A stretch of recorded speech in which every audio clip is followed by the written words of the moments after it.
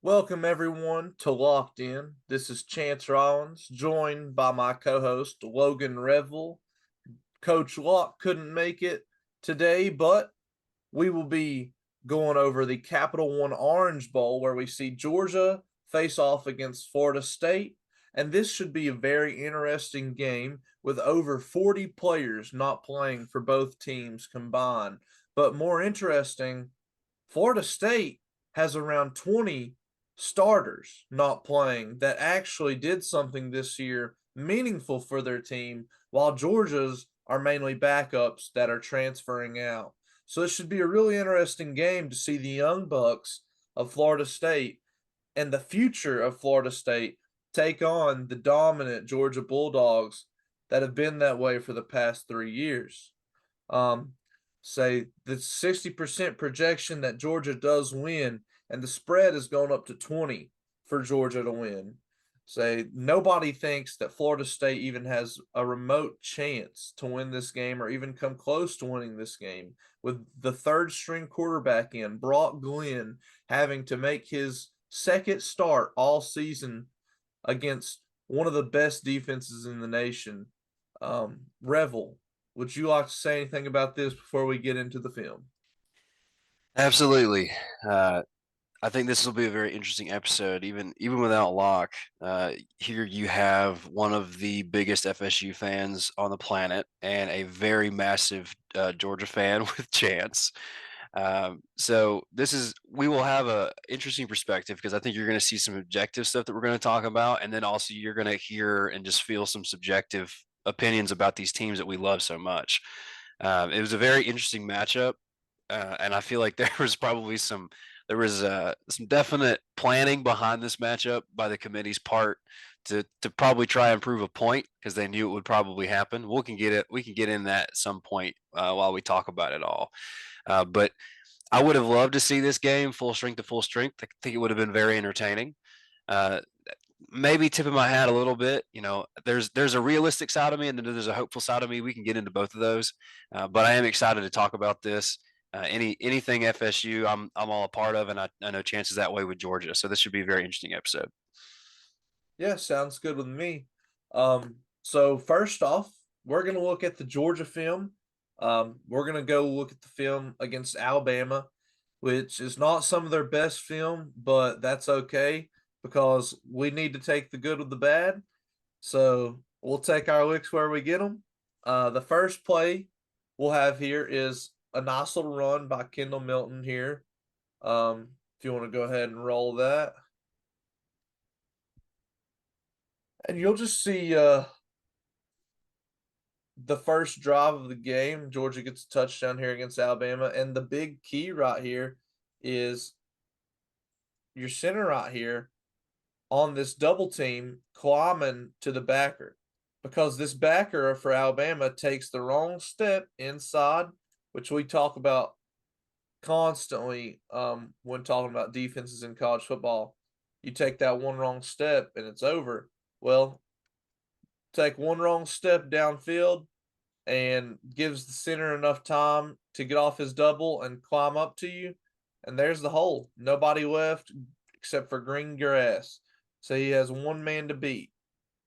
So, I mean, if the backer takes the right step here, he probably doesn't get this touchdown or maybe 1, 2 yards, but the backer gets sucked inside. The center climbs up to him, and gets a good block on him, turns him, and they turn the end out. So I mean, Georgia did what they had to score right here. Their line didn't play great all game, but they had a few plays like this. And with Florida State having their young guys in on the line because people like Jared Verse and others want to opt out, I think it'll be a tough task against basically a full starting Georgia line.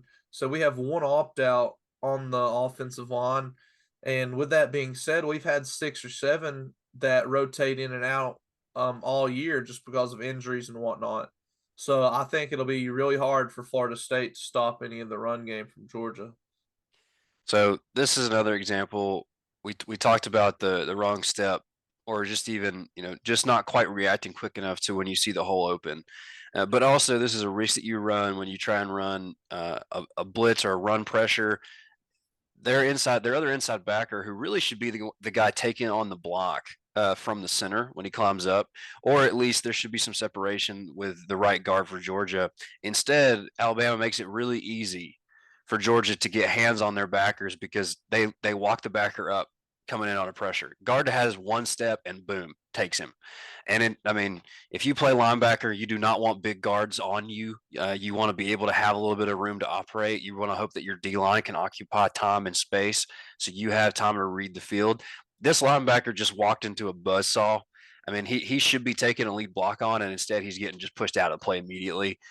Center does a great job, as we talked about, getting second level, and boom, there's a hole. Also, terrible job by the safety back here on the 5. It's run all the way. He's just now realized it. By the time the running back gets to the line of scrimmage is when he's trying to come forward. And then it's just an open space. He takes terrible 2 steps and a bad angle, and Milton just runs right by him. It's a great play by Milton, great play by Georgia, not great defense by Alabama. And something I would like to mention too, this is a 4-2 look. You can call it a 4-3 with this, safety type over here, but it is really a 4-2.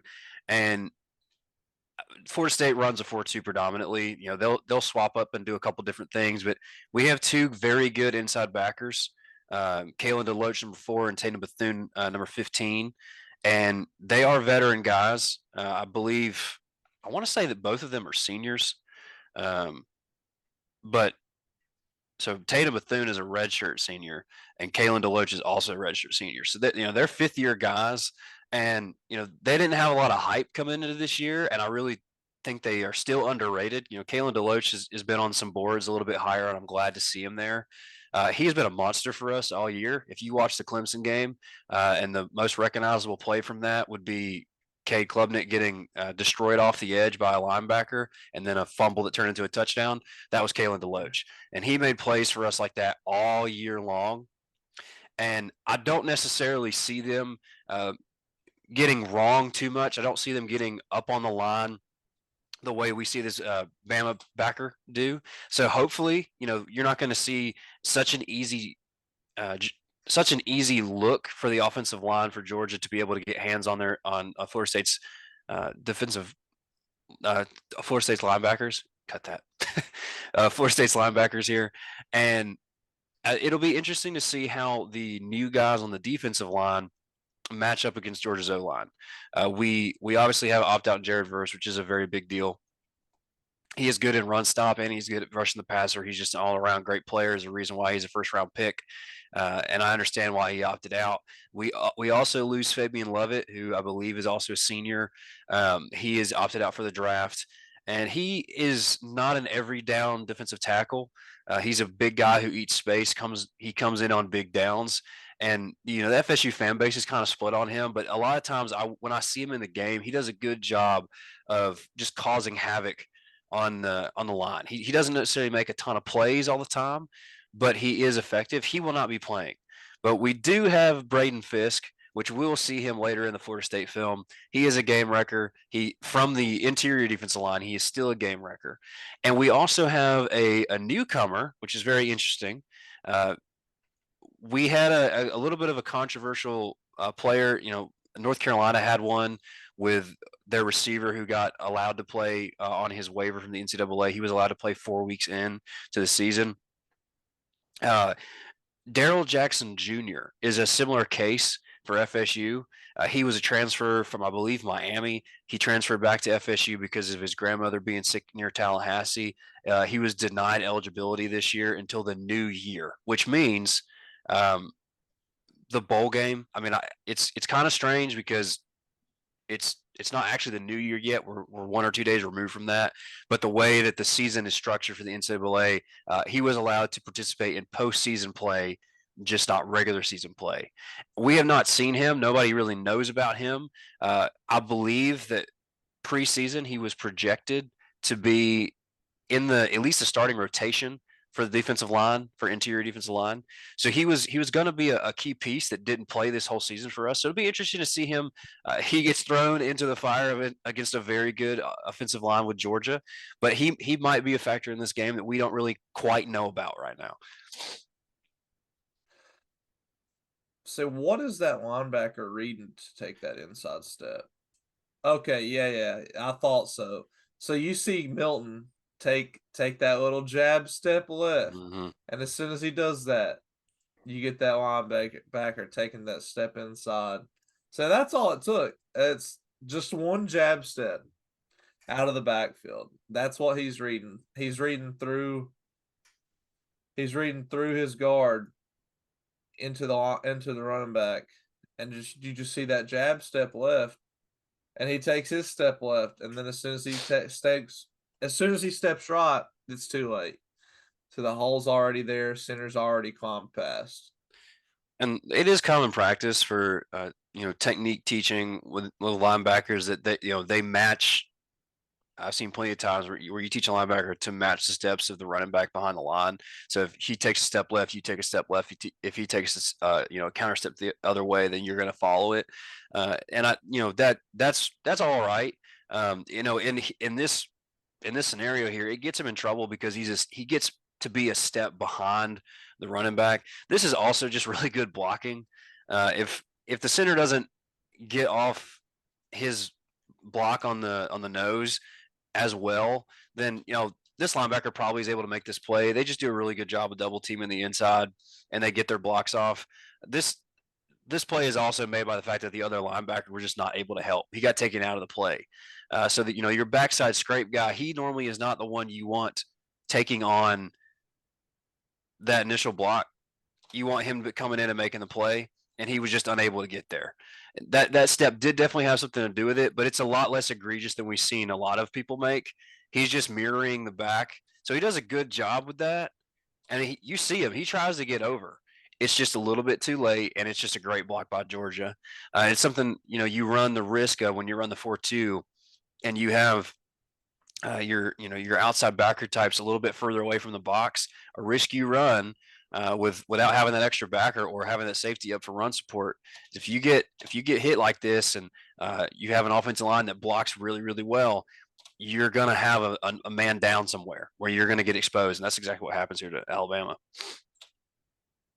So yeah, it was a good play by Georgia. Here, you'll see like 5 coming. And I think we get a loop here, and I think they eventually get to Milrow, and This is a straight outside blitz. oh heck yeah. And that's Jalen Walker just straight outside blitz. I think we see something like this. Go back to the start. Yeah. Just right off the edge. I think we see something like this in the Florida State film that we have. Just Mhm. an off the edge blitz, and the tackle just not being able to pick them up there. But I mean, you have 5 coming, and it should be just man on man. Um, so he just has to go outside, and Jalen Walker just tends to be too fast to get here. And I mean, I think we'll see something like that happen in the Florida State game, especially with the third string quarterback in. I mean, he can't do a lot to help say, "Hey, this guy's coming." He hasn't really been over that nearly as much. He's not nearly as experienced as Jordan Travis or Roadmaker. So it should be interesting. So this is probably my favorite. You could call it a stunt. Really, it's a blitz. It is a stunt in a way, and it's really really simple, but it's very effective, especially against tackles who are not aware of this team blitzing this way. And if you watch the Missouri Ohio State game, you would have seen this multiple times where Mizzou got home. And really, all this is, you have this defensive lineman right here attack inside of the tackle, and he's kind of attacking the guard. He's really just attacking this B gap here, but he's the first guy that the left tackle sees. So when you watch this, he's going to attack right here, and when he does that, that tackle is going to instinctually block up that gap and not let this guy get to the quarterback. But what's really great about this, and obviously there is a risk because you're going to lose your outside contain here, but you got to hope that he hits, that he makes the play, and he does. So tackle has to account for the guy in his gap coming in, and that gives the outside backer free range straight to the quarterback. We're going to watch here. Watch this left tackle. So yeah, that left tackle gets sucked inside, doesn't even see the guy outside. And I He mean, this is also a risky blitz against even someone who can run with their legs. Because I mean, Milrow could easily just run outside of him. And he's coming right out. Milrow could make something happen. So I right. don't know if Glenn can, but So it's also fortunate if you watch Milrow, he does not really pay attention to this blitz. His eyes are down and the ball's in his hands. He hasn't looked. He's looking to the right. Now he sees him and it's too late. Now, half a second, even less than that, more, he still almost gets away from this because he is a dynamic player, and it is the risk you run when you run a blitz this way because obviously if you look, there is nobody else on the edge. And if he gets away here, he is running for quite a ways. But if you make the play, it's a very effective blitz. You'll see it all the time. Again, you would have seen it in the Mizzou Ohio State game. I expect that Georgia will do something very similar to this at Florida State. Florida State's offensive line, for the most part, will be whole. We have one guy who contributed a lot this season who's not playing. We might be a second one, but for the most part, I'm hoping that the offensive line for FSU is healthy. They've been banged up a little bit this year, so they're somewhat of a veteran group. They have a lot of snaps, but obviously they're going against a very good and dynamic front with Georgia, and I expect to see something like this. The Louisville FSU ACC championship game, Louisville brought pressure all night long because they knew Brock Glenn was very, very new. He didn't really have a lot. He had 17 reps all year. He was hurt for most of the season, which most people don't realize. He had a wrist injury that stopped him from having reps, very useful reps in practice this season. So I expect Georgia to bring a lot of pressure, and Brock has ability with his legs. We'll see a play where he gets outside and gets some yardage. So he can. He's not Jalen Milrow, of course, but I expect to see him on the turf quite a bit with Georgia's pressures. I was saying, yeah, and Georgia's just in a simple cover one man. So say if they do that, so Florida State should have some opportunities to make some plays with their athletes. Say going into the next clip though, we just see a run that could very well happen in the game later today. And that's just a direct snap to Jalen Milrow, him having the option to hand it. And I don't think he was ever really going to hand it, just being honest. But say Florida State does have a package that we'll see later with a Wildcat quarterback in, and I think that Georgia will have some trouble with this. They haven't been good with the option all year, and their read keys aren't really set. They haven't been. I doubt they still will be. Just being honest, I love Kirby, but I doubt their read keys are set. Um, and we will probably see at least one or two plays like this, just some chunk plays where Florida State puts in a dynamic runner and runs some option. Say I think Milrow does a great job. Alabama obviously probably has a better offensive line to block it, but at the same time, athletes are going to do athletic things, so you never know what'll happen. It's another situation here. I mean, when you're this linebacker, you see this hole, you got to hit it now. You got to hit it now. Now, obviously, he's worried about the give. He's worried about a possible pass. But when you have Jalen Milrow in the backfield and you hesitate this way, and obviously this is a quarterback run, so there is a guard that's coming around. And as a linebacker, you do not want to see a guard with a full head of steam coming your way. You want to be able to engage that before he's able to, have a couple yards under his belt running to you. This, number two, he sees it, he stops, and he waits on this, and then, just a second later, boom, there's a guard in your face. And great job by Alabama as far as blocking goes. The other backer, backside backer, you'd like to see him scrape over quicker. He's kind of just waiting around to see what happens. He's trying to read and think too much. He should have been reading 77 right here. He should have Pulling. been reading 77. He should have been scraping over top. Two should have took on the lead block, and then he should come in and make the play. He takes a bad angle. I mean, I think he ends up, yeah, he makes the play. So good pursuit, but that play should have been stopped a little bit sooner for Georgia's defense. And we'll go over the Wildcat. Coach Norvell does like running Wildcat. We've done that over the last 3 years with him there. We've had a couple different instances with a couple different running backs. And it has been very successful for us in the past. Sometimes we go to that when our offense is sputtering a little bit. We give it a little bit of a different look, have an extra blocker in. We're running all the way, and we've had some success there. So I do look to see that being used. I also look to see, possibly with. It depends on, I guess, how risky they want to get. I don't know if people know this. FSU has one scholarship quarterback going into this game, which is Brock Glenn. He has two backups who are both walk-ons, who I don't know very much about.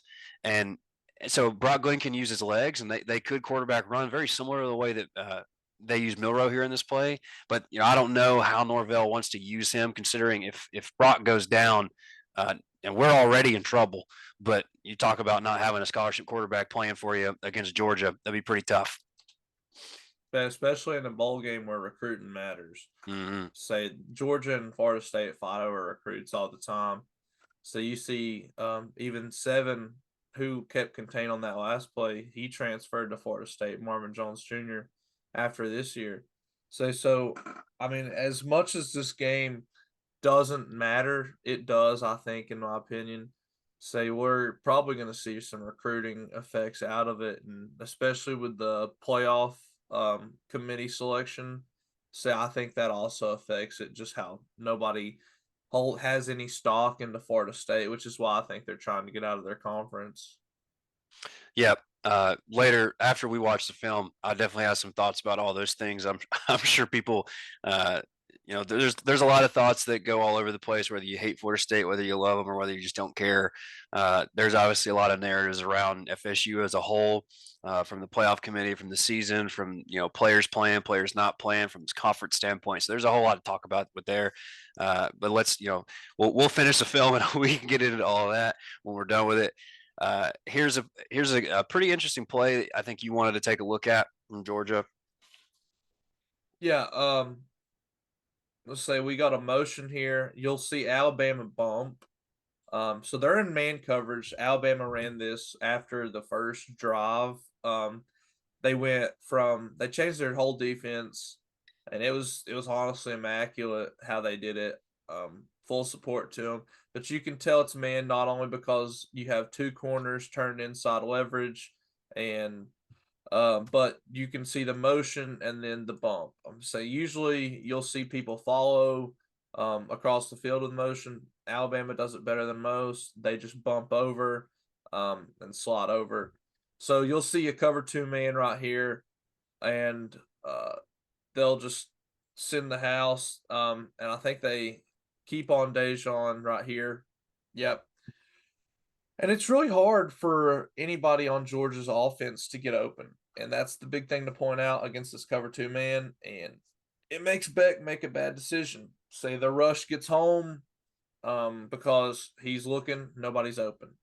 So if Florida State can play a sense of man later today and be successful with the rush, I think they'll have a good chance of holding Georgia to less than 35 points. So this is something where if you follow FSU or you're an FSU fan, you've probably heard the statement used among FSU people, third and Fuller. Fuller is the name of our defensive coordinator. And last year and the very beginning of this year, it was just a running joke that if we got to third down and it was, third and long, third and 8, third and 9 plus, we were not going to get off the field because we were incapable of getting, of getting off the field on a third and long. For some reason, it just always seemed to be that way. He typically will go man on third down, and he would have the middle of the field open for whatever reason. He would bring a safety blitz that was not going to get home in time because there was going to be open middle grass. And every time, I swear, last year, I would just see over and over again the same couple plays would just beat us on 3rd and long. I will give him massive credit this year. He fixed the defense. They got off the field on 3rd down. They had one of the best defenses in the country, especially their pass defense. I think it was top 4. And so they fixed a lot. Now, obviously, with opt outs being a factor here, we are losing our 2 best corners, and I think they very quietly had really good seasons. I believe one of them was in the season he was the #1 corner as far as passer rating against and completion percentage against him. He just didn't allow anything. And then the other guy I think was in the top 10 for the same category, Renardo Green and Jarian Jones, both of which are phenomenal players. You may have seen Renardo Green make a couple plays with highlights because he's a corner that absolutely buries receivers into the ground when he makes hits. He's a great open field tackler. Neither of them are playing. So we're going to have some younger guys playing in those positions. Same thing with Akeem Dent, who's also a redshirt senior. He came back and he was our most effective safety. You're probably going to see Kevin Knowles, and if you're if you're an FSU fan, you're probably going to groan hearing that name because he just has given up a lot of big things this year. But I'm hopeful for the guy. He's a veteran player, so I hope to see him, fix some of his game. But we have a lot of young DBs in. But I am more confident in our DBs. Even though they're young, they got a lot of reps this year, and they're some of the more talented DBs that FSU has had over the last 5-6 years. So it'd be interesting to see if they can hold up against Alabama's wide receiver, or not Alabama. It'll be interesting to see if they can hold up against Georgia's wide receivers. They should have a couple man looks. The threat of Brock Bowers is not a factor in this game, so you don't have to worry about him and trying to man him up with anybody. He will not be playing, so that does even a little bit of things for FSU. Where if they can clamp down on receivers, they get pressures onto Georgia. You might see some plays like this. This ball really should have been picked. You're taught as a quarterback you never throw across your body like that. And there's obviously a couple guys who can, but it's very difficult, and you're throwing into traffic. So just a ball that gets a little bit off its line can end up in a turnover. So FSU is going to look to try and make some turnovers. I have a feeling you're going to see a couple plays by the linebackers where they sink back a little bit, read the eyes of the quarterback, and they feel like they can probably do that a couple times to possibly get a turnover.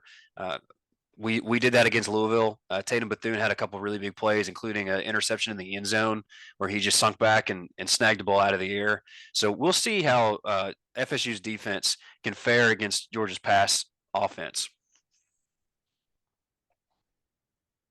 And then for this one, say you'll see the same thing, just a little motion right here, and what happens? Caleb Downs follows.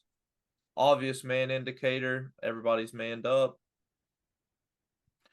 So, and then they're rushing 4 with a spy on Carson Beck, just because Carson Beck can make things happen with his feet. And this one is completed, but it's so hard to win in man situations like that. Look at this throw. This throw has to be perfect. The catch has to be perfect. I mean, it's so hard against a good man to complete anything. So I think keys to Florida State winning on the defensive side of the ball. They have to play a man coverage, and while playing their man coverage, they have to be able to get home to the QB. I think that while they do that, they also have to stop the run, but against any pass play, they're going to have to play man coverage. If not, say Georgia could come up with some big plays. I mean, you don't. Brock hasn't officially opted out yet. So I don't think we'll see him today. Yeah, I'll say Georgia doesn't have any official opt outs. Okay. But I'll say I think we'll be without one of our starting linemen, and I think we'll be without Brock today. I think Ladd will probably be on limited reps. So I mean, you'll probably see a lot of younger guys in at wide receiver and a lot of guys that haven't been in all year, if we're being honest. But so look for them to do some big things today if they can get open. Say Florida State really has to key in on their man defense if they want to be successful. Right. That makes it very unfortunate that our two best cover guys in man are not going to be playing this game. Because, like you said, good man defense would have some success here. I believe Adam Fuller will still try and do man. Like I said, we have some talented young DBs. They're obviously going to have a trial of fire today, but I'm looking forward to the reps they're going to get, and I'll talk about that in a little bit too. But this is a very good game for FSU to play, even if it's a bad matchup, even without all their starters. It's very good for them to get these young guys in against a very good team. I mean, make no mistake, Georgia is a very good football team, and this will be some of the best competition that these guys see. So this is a really good opportunity for them to get at least good reps. They're going to have some failures today. They're young guys playing. Even good, great players have failures. So you're going to see them give up some stuff. But this is a very good opportunity for some young guys to step up, get some key reps against a very good team as they go into next season, looking to try and maintain some momentum, which is going to be pretty hard to do after this year. Last play. So yeah, last play of the game, you'll see a tot bunch down here, and I think it's a simple vert play, just kind of like the one we saw last night, except for no swing motion with the running back and tight end. And again in man, and it's just well covered. Say man gives Georgia issues, at least Alabama's man did, which they have very, very excellent DBs. Say so if Florida State can come out with that man, I just have to reiterate over and over again because Mm-hmm. that's what the film says. Yep. The film says that if you run cover two man against Georgia, then your DBs can play with Georgia's receivers, you're going to be successful. I hate to say it, but that's what the film says. So if Florida State wants to be successful, they have to run some iteration of man and be able to stay with Georgia's receivers today. This is a great job by this corner up on the And top of the and screen, he is jamming the receiver off the line. that granted that corner is a freshman because I think Kool-Aid McKinstry was hurt. So I Mm. think that dude came in, played his first ever game against Georgia in the SEC championship, and had a stellar game in man coverage. Made a few big plays because Georgia targeted him because they smelt blood in the water. And it wasn't from that guy. It was from that guy killing Georgia's receivers. It's an interesting get off by the Georgia receiver there. I don't like that he engaged the DB. When you have a man like this, you have a guy playing on you like that. It's very obvious he's going to try and get hands on you, and Georgia receiver kind of just ran straight into it, which that's an interesting technique. But number nine did a really good job getting his hands on, and then as soon as the release happens, he gets his Turn hands him off and outside. trails him. Great play. I mean, if this was number 8, if we have Renardo Green, I'll try not to keep saying the same things over again. If that's number 8, I have very strong confidence that Renardo Green makes those plays because he's a physical corner, does something very similar, and obviously he loves making tackles. I don't know who's going to be there today. There's a couple guys that I think will be in rotation. Right now, we still have Fintrell Cypress Jr., who is a very key transfer. He's been starting at corner a lot this year. We've swapped in Renardo and Jerry in a couple different situations. So there's kind of been a three-man rotation. Sometimes Renardo plays nickel. But so Finchel Cypress will be playing. I don't love him the same way that some people do. He had a lot of hype coming into the season, so I expected really big things for him. He didn't have a bad season, but there were multiple times where I felt like he was getting burnt, where the other couple guys that we had were playing better. So there was just in big moments, I noticed him not making correct steps, him not making correct reads, but he is still a very good player, and we have him playing in this game, so that's a plus for FSU. Um, so then your other cornerback, it's probably going to be Thomas, number 20. He is a sophomore, and he has had quite a bit of reps despite his youngness. He actually had some reps as a freshman last year and did pretty well. He had a pick or two. So we have good players in those young spots that are going to be coming in starting in this game. So I look to see Florida State try and replicate somewhat what Alabama did. Now, obviously, can they do it is the question. But that's all we have for the Georgia film today. I'll flip over to the FSU film. Yeah, and I'll give some keys for what Georgia has to do to win. They have to be able to beat man coverage today. And on off and all offense, they need to run plays, especially their pass plays across the middle of the field. They can't stick to their outside. They need to run their offense, at least passing wise, through the middle of the field. That's how they're going to get open with mesh, digs, crossers, um, say even post any routes like that. That's going to be their bread and butter passing, especially if Florida State goes into that man, which is what I expect, and then run the ball. So in offense, they have to run the ball to win. And I think they will be able to very successfully run the ball. Say on the lop side on defense, they really just need to be able to stop the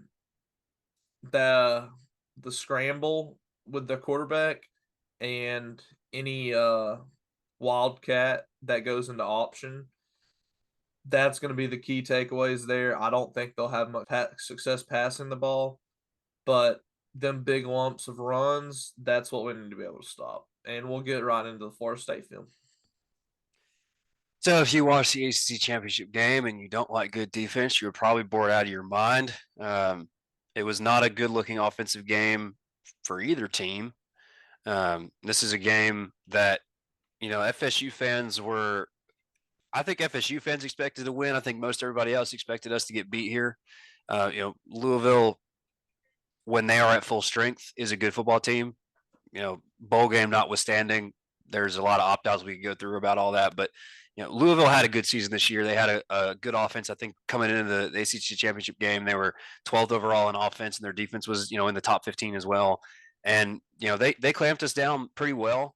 We obviously had our third string quarterback playing, and he only had about 5 days notice that he was going to be starting in this game. Something off the top that I'll talk about. Brock Glenn 6 months ago was going to prom. He is a young guy with very little experience. Not to really make excuse for the guy, but just to kind of give perspective on where this guy's coming from in this game. He was 8 for 23 or 8 for 21, only 50 something passing yards. He did get a couple first downs with his legs. He had a couple bad throws where they probably should have been picked, but they weren't. We had no turnovers this game, so we did enough to win this football game on offense, and our defense absolutely played lights out. We only had like one really big play that we'll see a little bit later in the film. We're highlighting this play just to kind of talk about we talked about the pressure that Georgia can bring, and this is a big pressure by Louisville. As I said before, Louisville attacked us all night long because they knew we had an inexperienced quarterback. So watch this guy off the edge. You saw that Jalen Walker sack earlier. Well, here we go off the edge again. I mean, just straight up speed blitz off the edge. And then you have this corner just come in late, delayed, and I think it's going to be hard to stop the Georgia blitz. I really do. This is a good, scheme, or a really good, hidden blitz here. He didn't show until, I mean, it's delayed, so he didn't really show it. And Brock is fresh. I mean, I think most quarterbacks probably miss this, and really it's up to the the line to make a play, and then also the quarterback to kind of have a pocket feel and get away from pressure if he wants to get away from this blitz. I think it was executed very well by Louisville, and I mean Brock just had no idea it was coming. He got hammered. It's honestly a good job holding on to the football, but you're going to see things like this, I think, quite a bit. As I said earlier, I expect to see Brock Glenn on the ground quite a bit. Georgia just does a really good job with their pressures. I would say this will be your Javon Bullard top or your Taki Smith coming off the edge. They like to do that a lot, so I intend to see it. I was saying what's even better is that nobody was really open. Let's say they played a zone look here, and they honestly had nowhere to go with the ball. I mean, maybe if he takes his eyes off the left side of the field, he maybe throws the check down. But I mean, that pass probably gets tipped if he throws it to that running back. So I mean, Louisville has some good coverage here too, as well as getting home on the blitz. So that's a hard hit. So I don't know Mhm. how many. I mean, I don't know how many of them he'll be able to take today. Here's a So better view of this. I mean, Brock is keying in all the way on the left side of the field. He's looking at Keon over there, and I think Johnny is on that side too. So Florida State's best two targets, they're obviously not playing in this bowl game. They're both on this side on the left side of the field. He's looking that way to see somebody get open. Keon is a dynamic playmaker. He less so since his injury, which we can get into later. But Brock is selling this one. He's going left side, doesn't pay attention to what's going on to his right, and just gets hammered. Great job by Louisville. So on this one, we'll just see Brock Glenn take off. And dude has a good bit of athleticism for what it's worth. Think he will be able to make some plays with his legs, and he's going to have to be able to make some plays with his legs, especially to get a few first downs today. Just like I said, though, he's going to take hits and hard SEC hits. So I really think it'll be something to deal with today for him taking all those hits. A little bit of insight, I guess, to where FSU was going in this Louisville game. There was a lot of people who were excited to see Brock Glenn play because skill set wise, he has a lot of good skill. He can move very well. As far as him versus Tate Rodemaker, who was the backup and who was a very good backup to us. I mean, he won a couple games that were big time this year and last year. And him not playing in this game obviously hurt our offense. Well, just worked better with him. But prior to this game, people had no idea what we were going to get out of Brock Glenn, and he is more dynamic of a player, like Jordan Travis, where he can use his legs and his arm. Now, a big difference. Jordan Travis is a redshirt senior, and Brock Glenn is a freshman. That again, he was at prom 6 months ago. So there's a huge difference in experience and ability there and processing and all the things we talk about with quarterbacks. He's new to this, but he does have good natural ability. He can sling it. He has supreme confidence. This game was not good for him. He did have a couple drops. We don't have the film of it, but his passer rating wasn't good. But there were a couple of times where his stud receivers didn't help him out any. So then you see here that he can use his legs and he's not afraid to take a hit. Now I'm sure that the coaching staff has probably told him, "You better get your butt down. You're the only quarterback that we have on this field that's on scholarship. We cannot afford for you to go out." But he has a fire in him. You've maybe have seen some interviews for this week. He's ready for this game as much as he can be as far as mentally. At least that's what that's putting forward. So I'll be very interested to see how he plays. He didn't get all the first team reps in preparation for this bowl game, which is a very interesting development. But he's had a week or two of practice at first team, and I'm very curious to see how he plays against a very good Georgia defense. Yeah, speaking of that Georgia defense, we saw him against Jalen Milroe earlier, with Jalen Milroe running the ball on that option play. Well, looky here. We have just a direct snap to one of Florida State's athletes. I mean, it could be an option play there if he wanted to give it. He doesn't. He obviously takes it and takes it for a good gain. And I think even almost scores a touchdown here.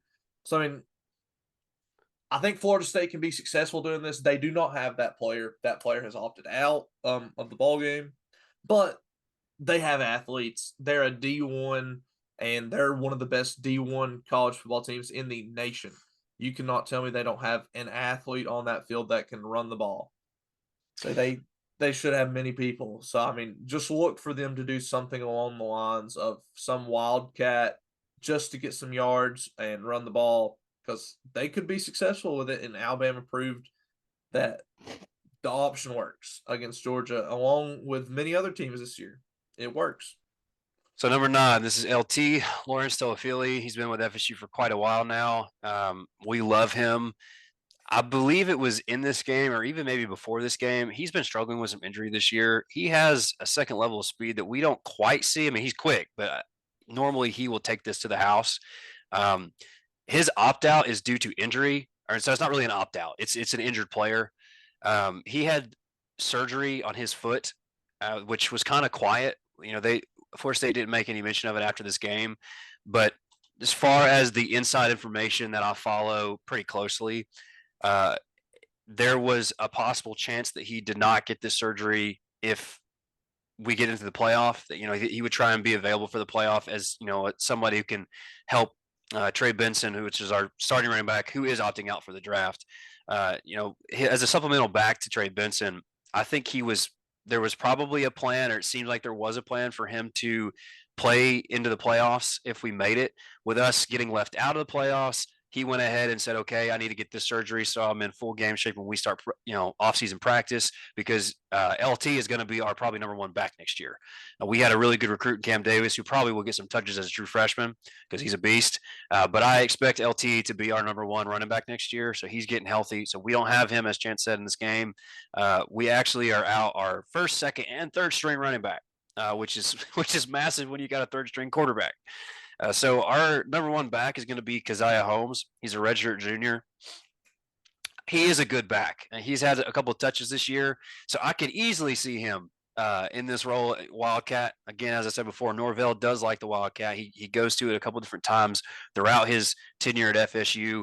I could easily see Keziah lining up for this Wildcat formation. We also have Ja'Kai Douglas, who is listed for running back. He is normally a receiver. He's a slot guy, but he's a dynamic playmaker. And we have done some jets with him. We have lined him up in the backfield some this year already. So I expect to maybe see him do some things. He honestly, to me, would be a very interesting one when it comes to Wildcat because he's very elusive, a little bit more than LT. So I expect to see this formation somewhat. If they feel like they can do it with some new backs, then I think they could have some success. So yeah, they're definitely going to have to get their yards somewhere other than screens. So we see Georgia run the ball a lot. I think the running game will be a big influence on Georgia today and on Florida State. I don't think Florida State's able to stop the run. And here we'll see Louisville run the ball. I think it's just simple little inside zone blocking scheme, really. With that back coming up, I think they were in split back, and the other back crashes A pretty much. And you see that Ian get too far upfield, and number 4 just takes it right up to A and just takes a jab step outside. And I think with Florida State in almost a man coverage, you can see it. It's hard to stop the run when you are doing that. It really is, especially when you see so much green grass on this side of the field. Say you have one person there, say that linebacker is on him. So this is the next guy. This is the next guy. And if you have this linebacker in the middle here, who's man on this running back, when this running back goes in A to block, this linebacker is following him. So that's his man. He's probably going to follow him.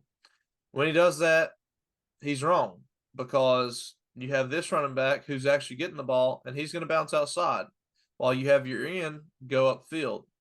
So there's a big gap right there. So you have one man to beat and backside flow. And then, it's hard to stop that and Georgia likes to do a numbers game. So they like to do power with a numbers game. So the numbers are going to be on Georgia's side when they run the ball. I just don't see Florida State being able to stop the run.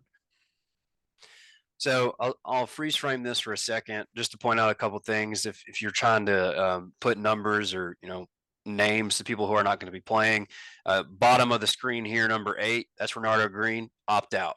7 at the nickel corner spot, opt out. So those 2 will not be in. Those are our 2 best cover guys.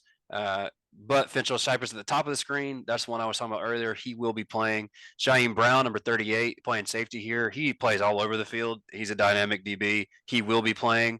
I think that's Kevin Knowles. I think that's a number 3. Kevin Knowles will be playing. And then in the middle here, number 4, Kalen DeLoach, that's the one that I talked about earlier. He's playing in this game. Number 10, DJ Lundy. He is our rotational linebacker in the 4-2 set. He is not playing. He's one of the very few transfers that FSU has that had a lot of snaps this year. We had a lot of transfers, but most of them did not have a lot of field time this year for FSU. He is one that did. Now he's more of a bruiser linebacker. He's not great at reading. He's not great at pursuit. You can see. I mean, he has speed, but he has less speed than 15 and 4 do, and he gets beat here. I do want to look at I know we have the back copy, and I want to look at that just to kind of talk about something that we see. Here we go. We also have two backups at defensive end in this look. I believe this guy's name is Edmund, if I remember correctly. Number 19. Gilbert Edmund. That's his name. So he's a redshirt junior. So he has he's an older guy, but he's not a typical starter. That would be typically Jared Verse, who in this play is not in, and obviously in the bowl game is not in. So you're going to see him, and he went outside a little bit too far. But really, the big thing that I want to look at and kind of circle is the defensive tackle here. This is Braden Fisk, 55. He's been a monster for us this year. The next clip, you're going to see him make a really good play. In this one, though, he's working his way outside. And if he gets there, this play can be made fairly well. It's not going to be a big gain, but the offensive lineman does a really good job turning him in. So Fisk goes with the momentum and looks into that A gap. And as soon as he looks into the A gap, Forrest sticks his foot in the ground and hits outside. So defensive end does a bad job of holding the edge. He comes too far upfield, gets too far outside. Fisk gets pushed inside, so he goes with it, goes into the A gap. Well, the problem that you have there, Shaim, number 38, looking back here from the safety position, he also looks into the A gap. He's coming down with run support. He reads run, does a good job reading it. But for some reason, he looks into the same gap that you have Braden Fisk looking into, and you also have a linebacker coming into right here. So you got three guys who look into the A gap and nobody who looks into the big B gap that gets created because the end vacates his position. So this play doesn't need to be this big of a factor, but here it is. And this is, I think this is Louisville's best offensive play all night. We clamped down after this play and hold them to a field goal. But it's something that I expect to see Georgia take advantage of when just missed assignments. A couple of young guys going back and forth in different positions on the field, going to the wrong gap or just going a little too far upfield. Those kinds of things are going to be exposed when you play a really good team. If you're not sound every single play, they will find those plays that you're not sound on, and they will expose you on them. So if Florida State can be really sound on defense, I feel like they can keep this game close for a while.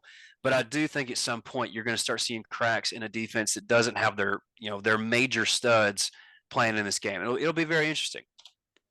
Yeah, and one more thing I'd like to add about that is that Kirby Smart wants to get his backups in the game because nobody really has nobody has officially opted out for Georgia. So I mean, pretty much everybody's going to be playing, and that includes the ones that won't be back next year.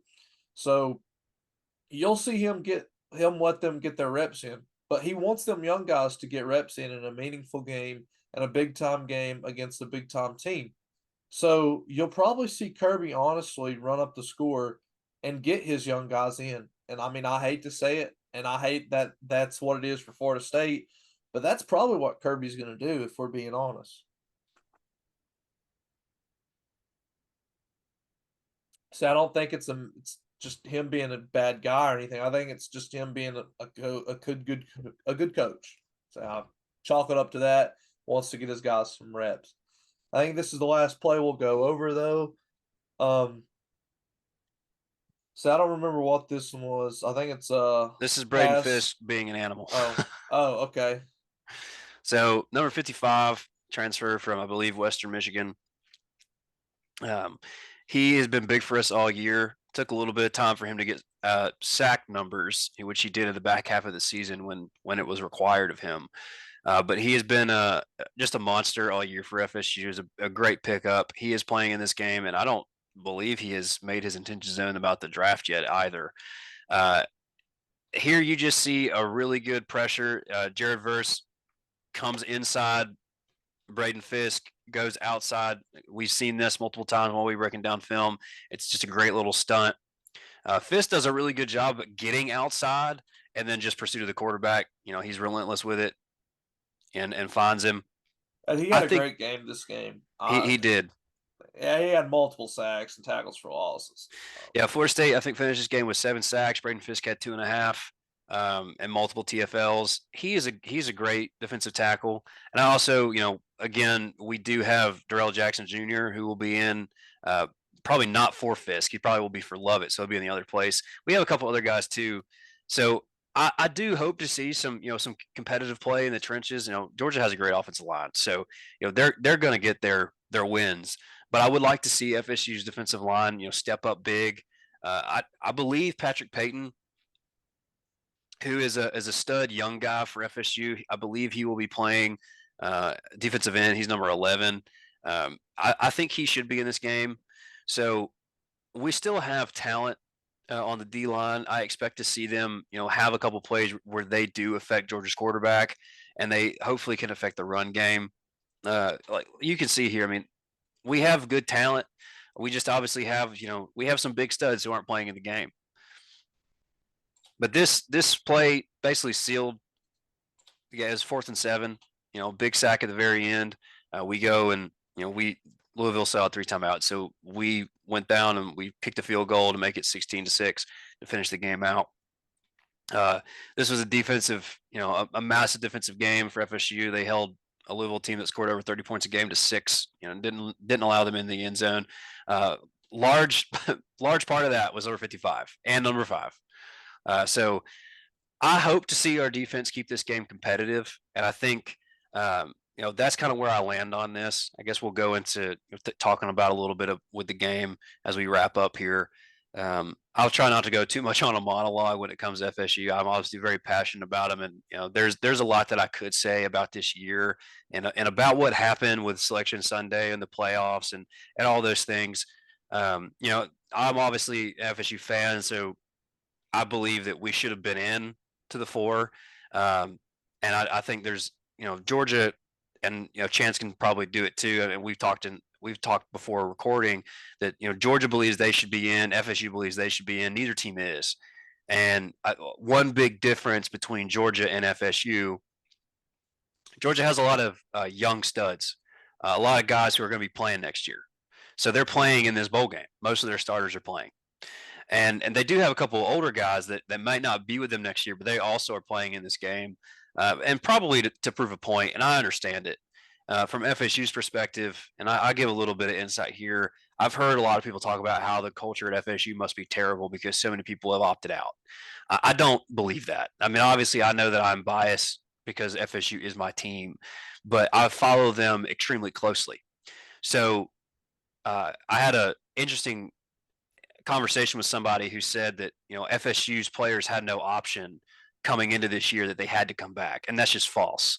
There's many guys who came back this year who had an opportunity to go into the draft. Jared Verse was projected first round last year. He came back. Lovett was probably going to be a 3rd round pick. He came back. He's probably still going to be a 3rd round pick. I don't see him going higher than that. You had a couple DBs who they had better years this year, but they could have gone to the draft, a few of them. But also, with the transfer portal being a thing, there was an opportunity for last year's 10-3 team that had a good season. A lot of them didn't have to come back. They had other avenues where they could have transferred, or they could have went to the draft. There's more on that list. Johnny Wilson was in a 2nd round, 3rd round conversation last year. He's probably going to be another 2nd round pick this year. Trey Benson was talked about, into 1st, beginning of 2nd round. He's a running back, so you never know with running backs in the draft. But they all decided to come back this year to play for a championship. They felt like they had a good enough team to do so. And that speaks of the culture that Norvell was building. I mean, people like to forget that 3 years ago we weren't sniffing a bowl game. We were playing horrible. We lost to Jacksonville State 3 years ago in the COVID season. And 3 years, from that moment, here we are, an undefeated team. And this team rallied together. We have a lot of seniors, a lot of redshirt juniors, a lot of upperclassmen that decided, hey, we're not going to go to the draft. We're not going to transfer out. We're going to band together here, and we're going to return as many guys as we can and make a push for this. And they did. And I think that's kind of what's heartbreaking for me. And obviously, I'm a fan, so I like to see my team do well. I like to see my team compete for a national championship. But at the same time, it was more like a heartbreak thing for me because these guys committed so much to coming back and making this season something special. And to me, they did that. I don't think anything should be taken away from FSU. They went 13-0, which I don't care what you have to say about the ACC. I don't care what you have to say about. It is hard to go undefeated. It is hard to win every game. Ask Texas. Ask Alabama. Neither of them are undefeated. Ask Georgia. They're not undefeated either. And FSU, despite, everybody had close games, everybody played bad games, but there is something to be said about a team that finds ways to win. And FSU did that this year. So when it came to this bowl game, this is a team that got told, hey, if you win every game in front of you, you will be playing for national championship or a chance to play in the national championship. You will be playing for a playoff spot. If you win everything in front of you, that's all you got to do, and you will be playing to have a chance to win a ring. And they did that. They went out and they won every game in front of them. Now, I know they played bad games, but everybody plays bad games. They still did it. And to be told that winning everything in front of them doesn't matter. It doesn't matter that you did that. You don't get to get in.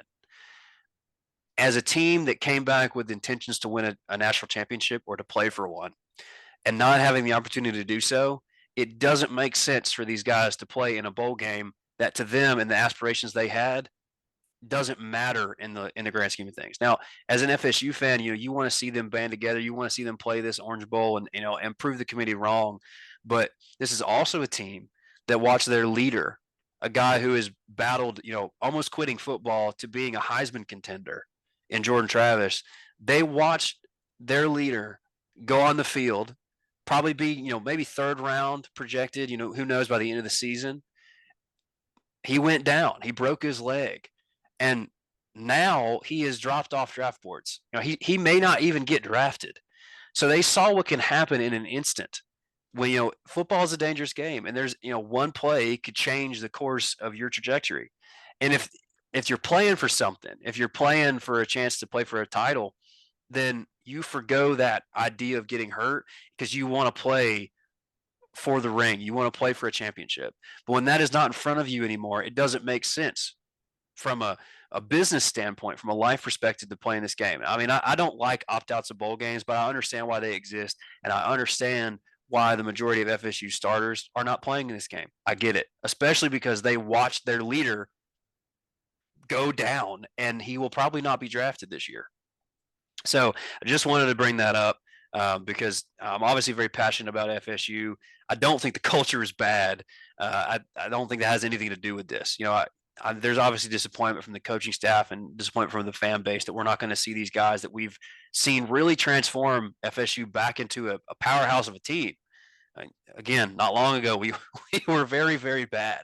And what's crazy is that so many of the guys that you saw play this year for FSU, they were on those bad FSU teams just 2 years ago. And they stuck it out. They developed into really good players. We don't have a bunch of 4 and 5 stars the same way that Georgia does on the field. We do have them. Don't get me wrong. We've got them. But not to the degree that other teams do. These guys developed into really good players. They stuck with the system. They stuck with Norvell. And they had a great season. So when it comes to this game, I don't think it really bothers FSU fans that much that, the expectations are we're going to get killed. If you have 20 major contributors to your team, not all of them were starters, but 20 guys who got on-field reps, meaningful reps this season, will not be playing in the game. And there's no expectation from anybody that we're going to come in and just beat the brakes off Georgia. That's not a thing. Realistically, that's just not a thing. What we're excited about is having an opportunity for the young guys to see them play and to see them have an opportunity to play a very good team in Georgia.